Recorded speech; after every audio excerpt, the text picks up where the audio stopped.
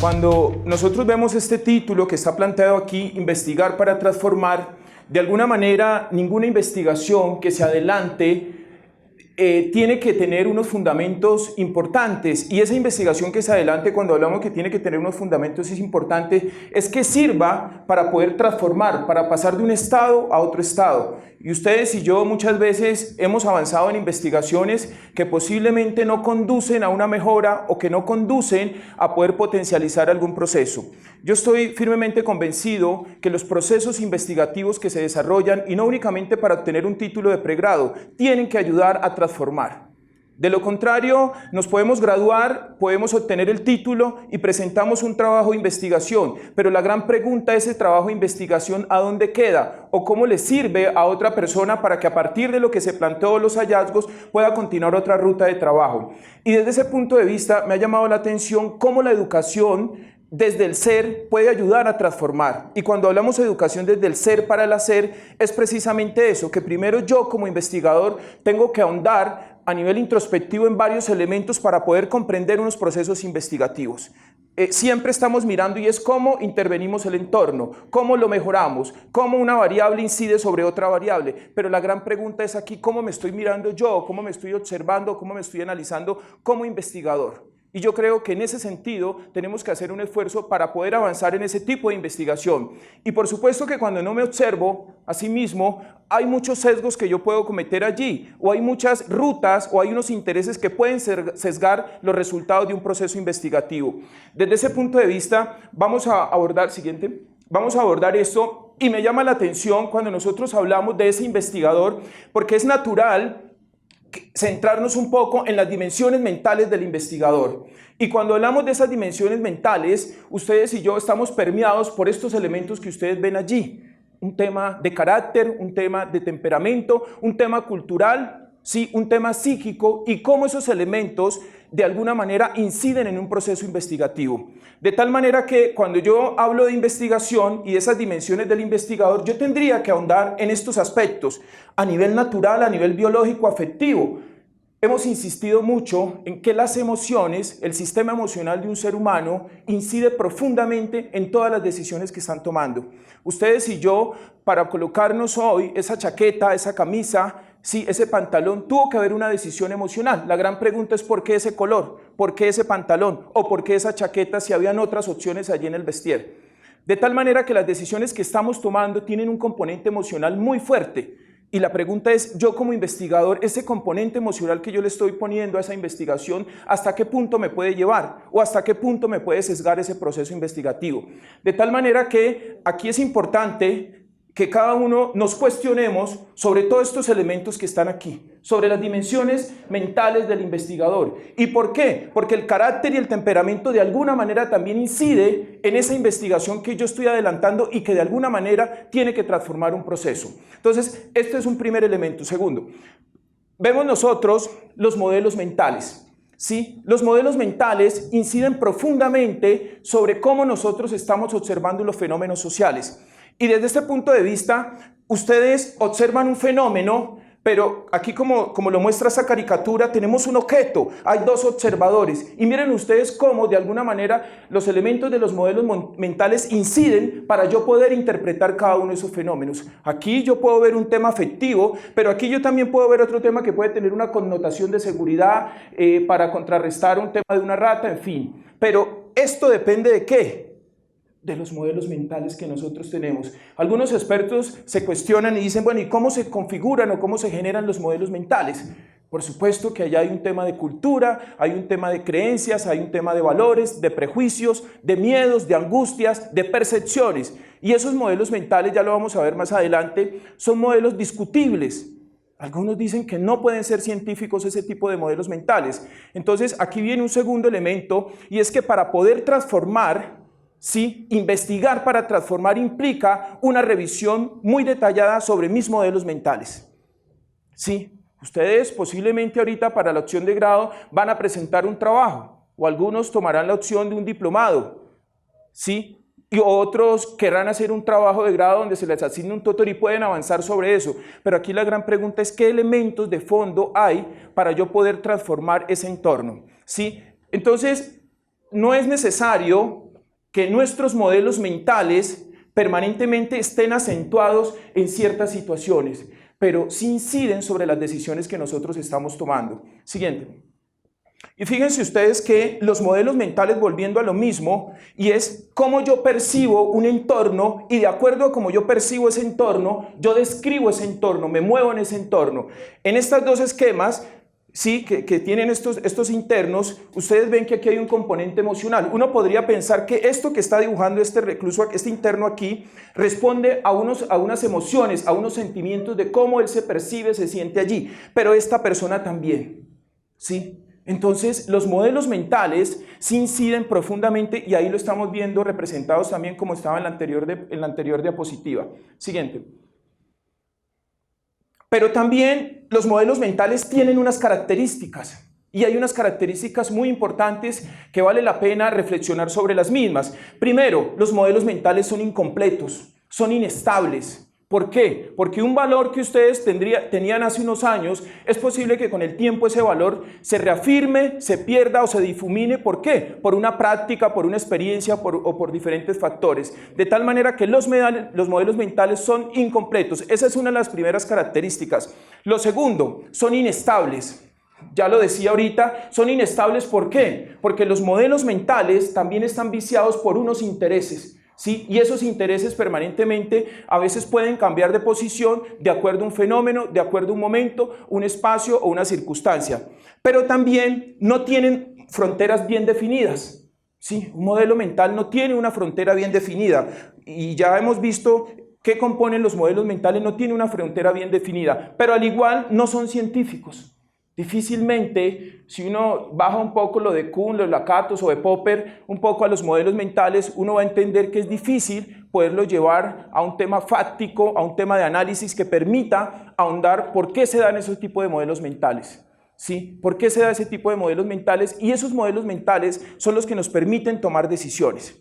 Sí, nos permiten tomar decisiones, pero al igual son parsimoniosos. ¿Y por qué parsimoniosos? Porque en algún momento estos modelos mentales no se desarrollan de la misma manera. Ustedes y yo podemos imaginar ahorita una tienda, sí, pero esa tienda con unas características muy distintas, y les pregunto a cada uno de ustedes, ¿y de qué depende eso? Del modelo mental que usted tenga. ¿Y con qué rapidez usted la puede describir? Pues la manera que usted tiene un vínculo con esa tienda, o que de alguna manera usted se representa o se ve reflejado allí con ese tipo de acción. De tal manera que son parsimoniosos, y estas serían unas características para poder avanzar en un concepto de modelos mentales. Aquí la gran pregunta es, ¿bajo qué modelos mentales yo estoy tomando mis decisiones o estoy fundamentando mis intereses? Esa pregunta me la tengo que hacer yo como investigador, pero yo también como estudiante, yo como agente de cambio. ¿Desde qué perspectiva estoy tomando decisiones? ¿Por qué? Porque a veces las decisiones que tomamos no están afincadas en ciertos modelos mentales que responden a un carácter propio.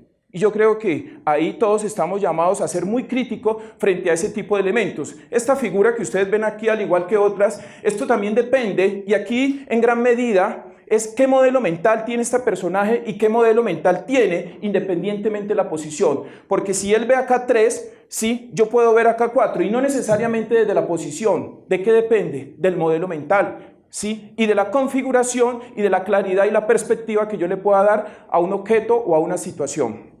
Miren esta frase que está aquí, que me llama la atención, y dice cómo los sujetos representan mentalmente sus conocimientos acerca del mundo y cómo razonan acerca de esa realidad. Miren, aquí es importante de alguna manera, y es cómo ustedes están razonando frente a los fenómenos del mundo.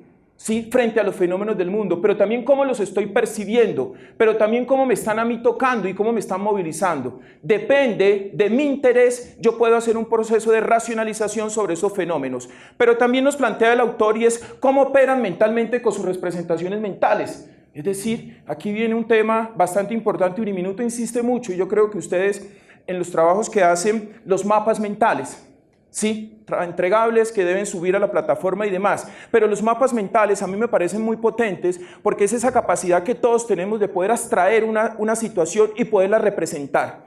Sí, algunos expertos dicen que la investigación, pues naturalmente está rodeada y está fundamentada de mapas mentales, y es cómo yo puedo empezar a abstraer ciertos fenómenos que se dan en un entorno para poder avanzar y comprenderlo. Cuando yo tengo la capacidad de elaborar mapas mentales frente a ciertas situaciones, yo tengo la capacidad de comprender de manera más clara, ¿sí?, la situación que se me está desarrollando o la situación a la cual se me están preguntando.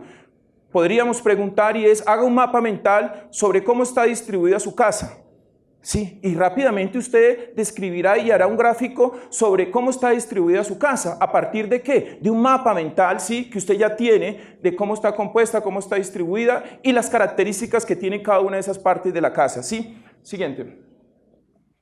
Pero aquí viene un tema y la pregunta es, ¿qué investigar? Sí, ¿qué investigar? Por supuesto que la investigación se puede concebir como una tarea sin fin, pero al final lo que yo busco con cualquier tipo de investigación es una verdad, ¿sí? Una verdad que puede tener diferentes matices. ¿Y cómo se concibe que es una verdad? Porque es real y porque nosotros lo estamos observando y hay unos métodos para poder medir. Porque la verdad también es algo que tiene la filosofía y la ciencia, y es que nos permite poderla analizar, nos permite poderla criticar. Eso que ustedes y yo observamos como verdad, pero ¿por qué lo observamos como verdad? ¿Porque responde o porque coincide o porque todos estamos de acuerdo? Pero al final lo que se busca con la investigación es eso.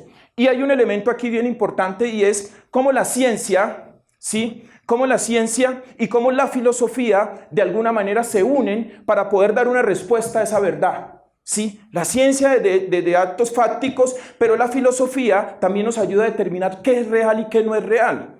Pero a la final, las dos deben trabajar para poder aproximarse a esa verdad, ¿sí? A esa verdad que en algún momento, como lo dice la Catus, tiene que ser falseable, ¿sí? Tiene que ser confrontada, ¿sí? Esa teoría, esos resultados, y posiblemente suscita otro tipo de investigaciones allí. Entonces, es bien importante entender que en ese proceso de investigar, ¿sí?, siempre vamos a estar aquí, buscando esto. La justicia, el panadero, el agricultor, el psicólogo, el trabajador social, el administrador, siempre está aquí. Pero no necesariamente tiene que tener una formación muy fuerte en estos elementos.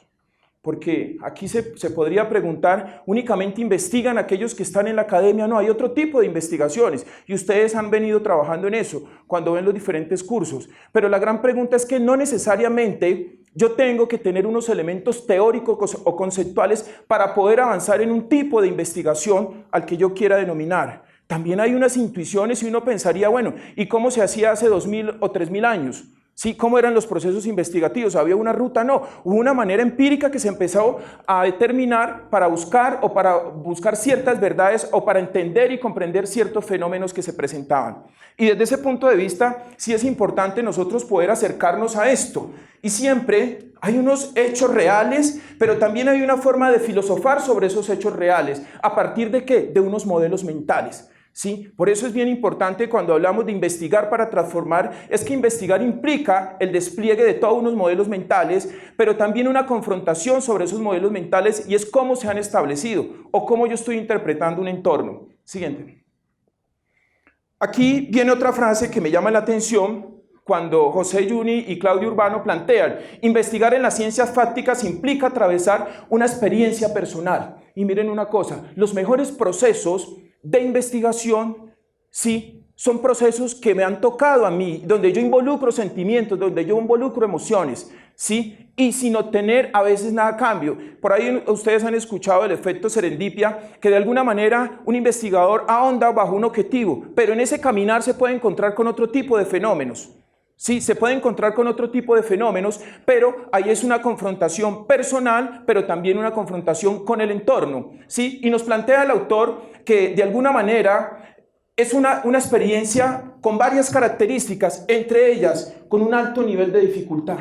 Claro, porque permanentemente, ante ver cómo se comporta un fenómeno, hay un cuestionamiento, hay un desgaste. Sí, y por eso yo pienso que a veces en la experiencia que teníamos con los estudiantes de psicología y con algunos estudiantes de otras universidades, siempre investigar genera o tiene un sinónimo de dificultad, de complejidad, de caos. Y la pregunta es, ¿por qué se genera eso? diríamos, ¿será que cuento con las herramientas suficientes para comprender un fenómeno o para interpretar ese fenómeno? Y yo creo que ahí hay unos elementos para poder cuestionarnos sobre eso. Pero es una tarea que obliga a disciplinar el pensamiento. Cuando hablamos de obliga a disciplinar el pensamiento, y es que investigar implica ser metódico, ser crítico, ¿sí? Tener una manera de poder observar las situaciones que se están presentando y obviamente con mucha objetividad, y pueden haber sesgos, ¿sí? Pueden haber sesgos, ¿sí? Y se puede manipular una variable, por supuesto que se puede manipular una variable, pero ustedes y yo pensaríamos que permanentemente nos estamos enfrentando a procesos de investigación, ¿sí? A procesos de investigación, y procesos de investigación simples, complejos, con ciertas características que siempre lo que buscan es establecer una claridad, una verdad o comprender un fenómeno o un proceso. Siguiente.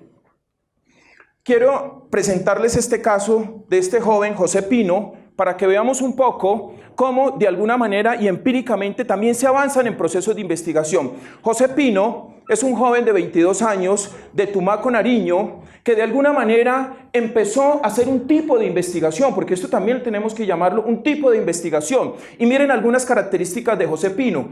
A los 8 años empezó a indagar el comportamiento de los programas que tenían instalados en el computador. Inquieto de cómo ese computador funcionaba, cómo ese computador operaba. Ese fue un primer elemento. Segundo, fíjense ustedes que a los 12 años comenzó a reportar a las propias empresas tecnológicas las vulnerabilidades que él le veía a los sistemas. Hasta ahí, 12 años.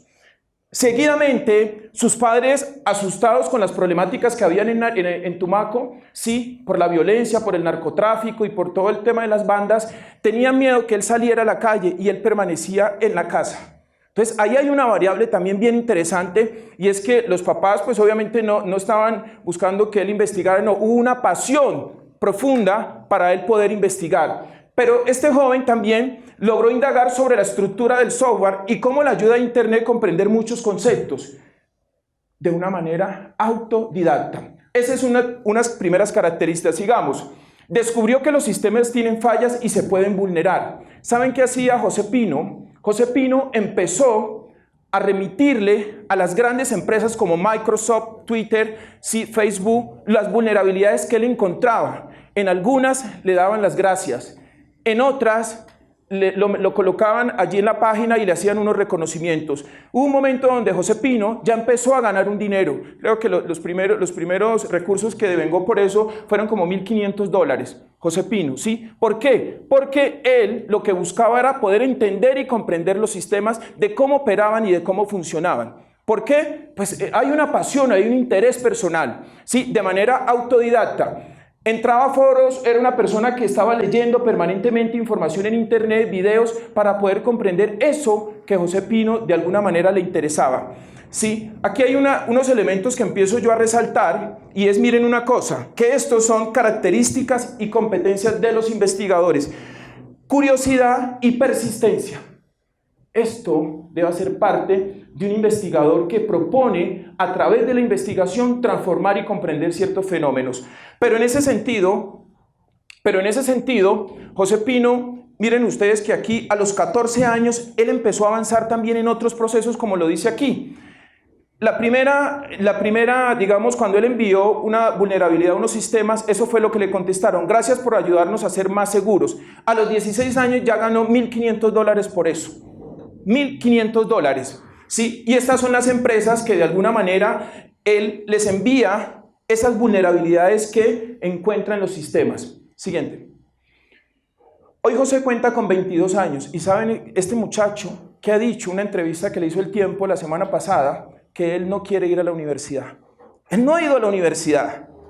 No ha ido a la universidad. Y tiene un conocimiento como si hubiese cursado una especialización, una maestría, un doctorado. ¿En qué? En un tema que de alguna manera lo apasiona, en un tema que lo mueve. Ese es un elemento fundamental cuando hablamos de investigar para transformar. Tiene que haber una motivación, tiene que haber algo que de alguna manera yo quiera cambiar, algo que me preocupe. Y José Pino lo empezó a hacer sin un interés inicial, sino una curiosidad de cómo operaban los sistemas y cómo se podía vulnerar este tipo de sistemas.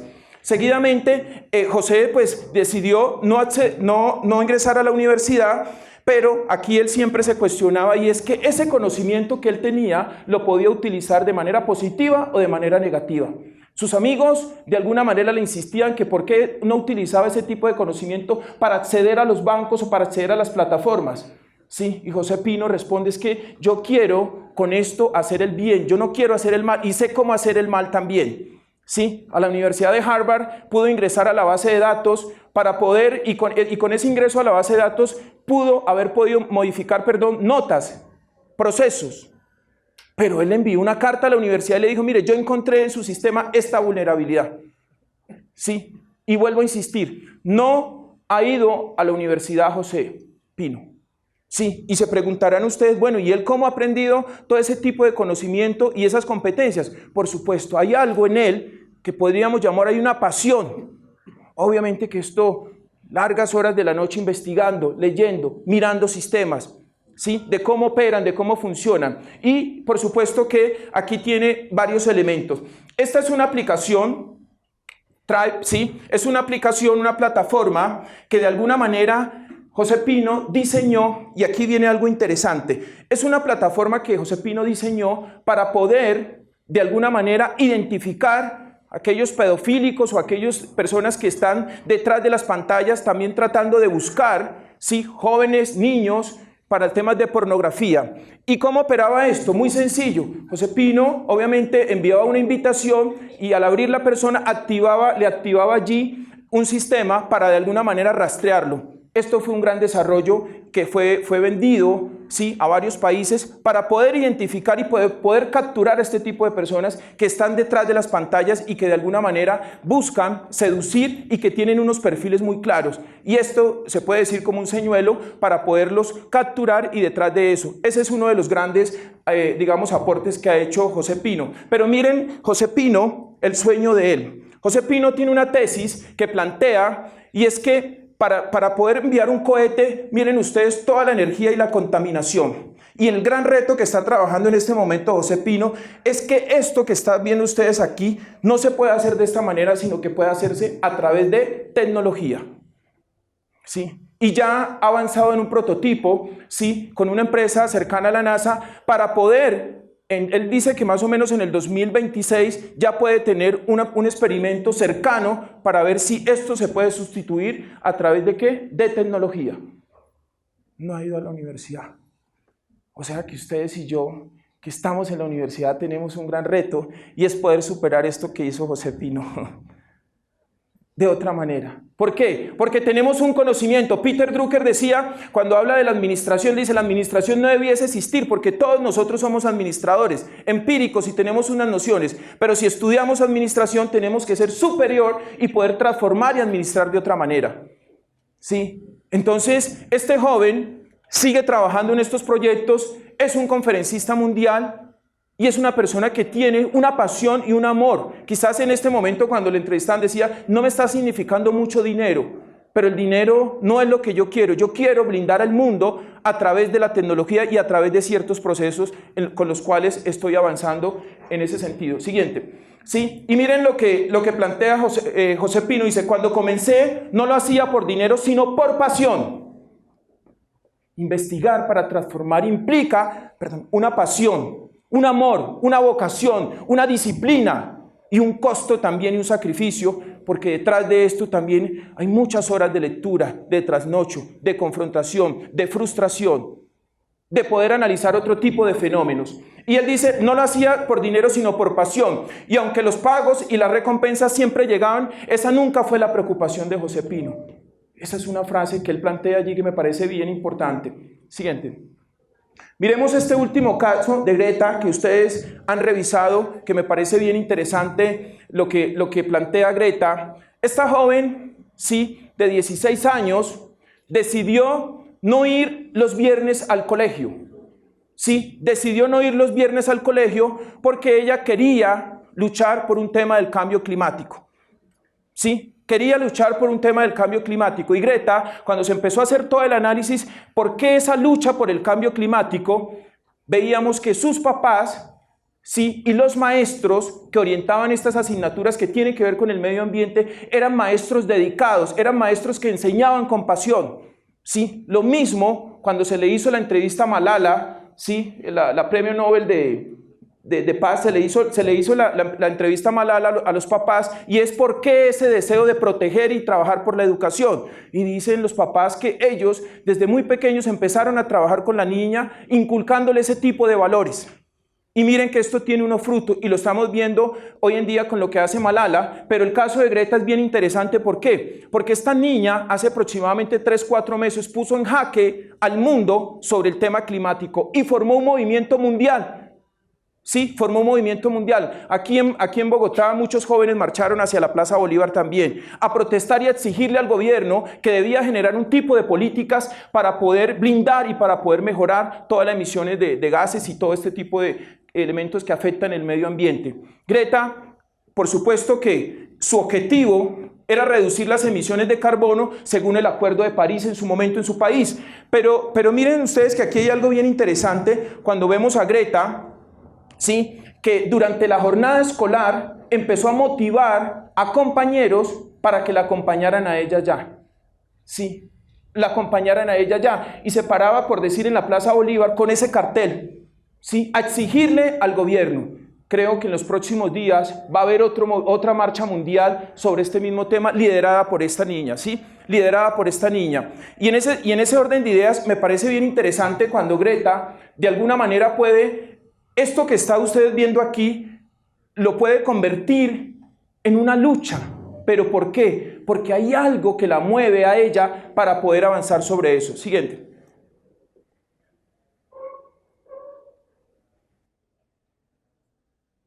Bien, quiero leer, préstame la maleta, por favor. Quiero leer la carta que Greta le expuso en el Foro Económico Mundial de Davos, ¿sí? Exigiéndole a los gobernantes sobre un tema que le preocupaba que le preocupaba a Greta, y no es menor pensar que esa exigencia que hacía Greta, ¿sí? Aquí que me parece bien interesante, abro comillas, lo que plantea, dice: nuestra casa está en llamas. Sí, según el Grupo Intergubernamental de Expertos sobre el Cambio Climático, estamos a 12 años de poder resolver nuestros errores. En Davos, a la gente le gusta hablar sobre el éxito, pero su éxito financiero ha tenido un precio inimaginable. Y en cuanto al cambio climático, debemos reconocer que hemos fracasado. Todos los movimientos políticos en su forma actual ya lo han hecho, y los medios de comunicación no han logrado generar una mayor conciencia pública sobre el tema. Pero el Homo sapiens aún no ha fallado. Sí, estamos fallando, pero aún hay tiempo para cambiar todo. Resolver el cambio climático es el desafío más grande y complejo que ha enfrentado el Homo sapiens. La solución, sin embargo, es muy simple, que incluso un niño pequeño podría entender. Tenemos que detener nuestras emisiones de gases, o bien evitamos que las emisiones aumenten sobre los 1.0 grados, o lo hacemos, o evitamos la reacción en cadena de los ecosistemas que se deshacen, o lo hacemos, o elegimos continuar como civilización o no. Los adultos dicen: tenemos que dar esperanzas a la próxima generación. Pero no quiero tu esperanza, ni quiero que la tengas. Quiero que entres en pánico, que sientas el miedo que yo siento todos los días, y luego quiero que actúes. Quiero que actúes como si tu casa estuviera en llamas, porque eso es lo que está pasando. Esto se lo dijo Greta en el Foro Económico Mundial en Davos, Suiza, a todos los gobernantes del mundo. Y miren ustedes, algo que empezó por una iniciativa, ¿sí? Entonces, aquí ya para ir cerrando, yo quiero plantear varias reflexiones. La primera, investigar para transformar implica unos elementos internos, una confrontación. Ustedes se van a graduar, van a presentar un trabajo de grado, pero independientemente de eso, siempre los modelos mentales me van a llevar a cuestionarme sobre algunos fenómenos que yo vea. Y ese cuestionamiento tiene que estar inducido por una pasión y por una motivación. Ese es un primer elemento. Lo segundo, ya ustedes vieron sobre estos dos casos, sobre todo el primero, y es que no se necesita ir a la universidad para poder investigar y transformar. Pero si estamos en la universidad y si tenemos la oportunidad de cursar un posgrado, una maestría, tenemos que avanzar sobre un conocimiento aplicado, un conocimiento que pueda resolver. La investigación tiene esa característica y es que cómo logramos pasar de un estado a otro estado bajo la comprensión, pero tiene que posibilitar otros estados de bienestar. Eso es bien importante. No podríamos seguir investigando aspectos o fenómenos que no conduzcan a transformar, porque sí necesitamos transformar muchos elementos. Y yo creo que ustedes mediante los ejercicios de aproximación en el pregrado lo hacen, pero necesitamos ser un poco más consistentes en eso. Y es que lo que hagamos en procesos investigativos logren transformar. Yo a veces soy crítico frente a los artículos, los papers que uno encuentra y muy bien planteados y varios elementos de crítica. Lo lee uno, comprende, pero la pregunta es ¿y qué sigue frente a eso? ¿Qué sigue frente a ese documento que se hizo? ¿Qué sigue frente a ese artículo? ¿Mejoré yo? Sí, y bajo este estudio, la Universidad de Venezuela hizo un análisis bien interesante sobre las estructuras ocultas que hay en las universidades frente a los modelos investigativos. Y cuando uno empieza a entender eso, uno encuentra que hay mucha investigación, pero hay investigación que a veces no resuelve problemas que hay en la sociedad. Y la investigación tendría que tener eso, resolver problemas. Sí. José Pino nos lo demostró, Greta lo está haciendo también. De tal manera que creo que estamos llamados a poder seguir avanzando y es que los procesos investigativos, si no transforman, para mi concepto, para Pablo Luna, no sirven. Porque es que tienen que ayudarnos a transformar más que comprender un fenómeno. Porque a través de la lectura tú y yo lo comprendemos, pero ¿cómo llevamos ese conocimiento a que ayude a lo que decía a través de la ciencia y la filosofía? Esto quería compartir con ustedes. Muchísimas gracias.